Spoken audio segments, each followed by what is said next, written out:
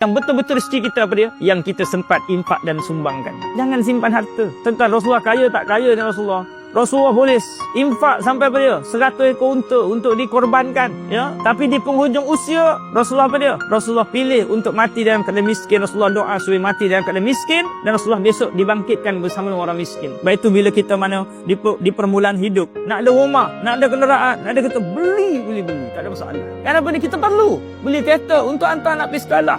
Kena ada tempat tinggal untuk anak-anak berteduh. Kita perlukan. Tapi bila mana kita di penghujung usia, jangan lagi kita menumpukkan harta. Tapi kita pindahkan harta ke negeri akhirat. Ni tak dapat dia bencin, pergi sebir tanah kat Kuala Selangor beli. Padahal rumah punya banyak tu. Kita tanya Haji, rumah kat mana? Rumah yang mana Ustaz? Yang kat Cyberjaya ke Putrajaya? Cyberjaya ke Bestari Jaya? Semua jaya-jaya. Lepas 20 tahun dia telefon lagi. Haji, kang duduk mana? Duduk hospital Ustaz. Itu dia.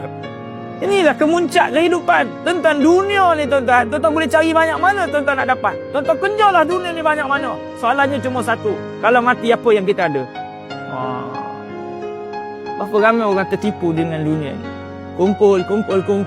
Dan berapa ramai orang yang hanya hari-hari penat pagi petang siang malam mengumpul harta waris. Berpenat-penat hanya menguntungkan dunia orang lain. Yang untung nanti siapa? Orang lain. Bukan kita.